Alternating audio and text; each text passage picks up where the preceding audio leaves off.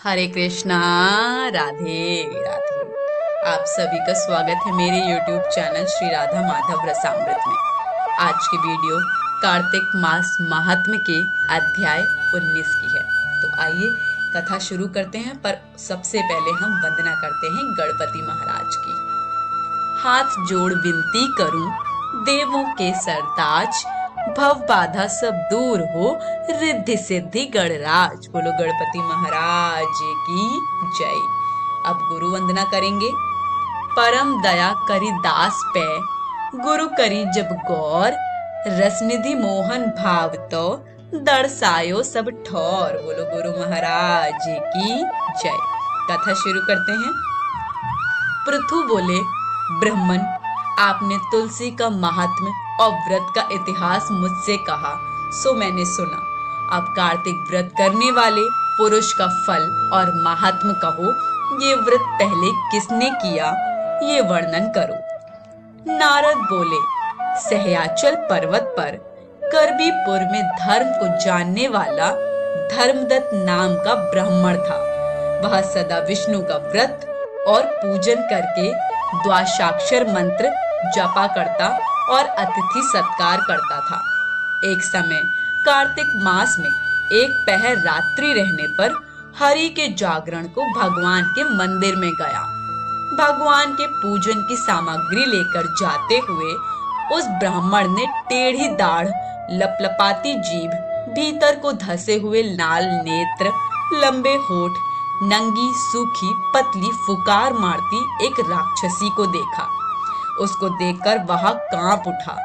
भय के मारे वह पूजा की सामग्री और जल से उसको मारने लगा। भगवान का स्मरण करते हुए तुलसी के जल से जो उसको मारा, सो उसके पाप नष्ट हो गए।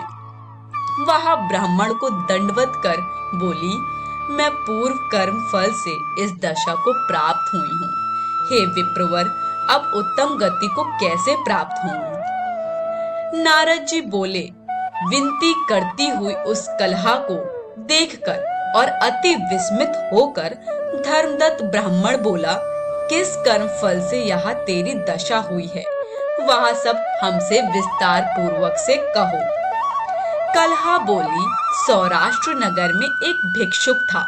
उसकी स्त्री कलहा नामक अति कठोर स्वभाव वाली मैं हूँ।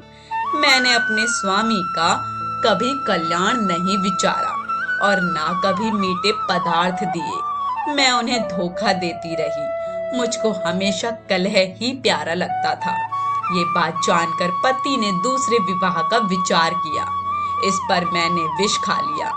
यम के दूत मुझे बांधकर ले गए। यमराज ने मुझे देखकर चित्रगुप्त से पूछा, इसने क्या कर्म किया है? ये देखो, इसने जो बुरा भला किया हो उसका फल पावे। कलहा बोली, चित्रगुप्त धमकाकर मुझसे बोले, इसने कोई शुभ कर्म नहीं किया। स्वयं मेवा मिष्टान खाती थी और पति को नहीं देती थी। इससे ये बगुली की योनि में अपनी विष्ठा को खाती रहे। ये अपने पति से द्वेष करती थी, इससे ये विष्ठा खाने वाली शूकर योनि में रहे।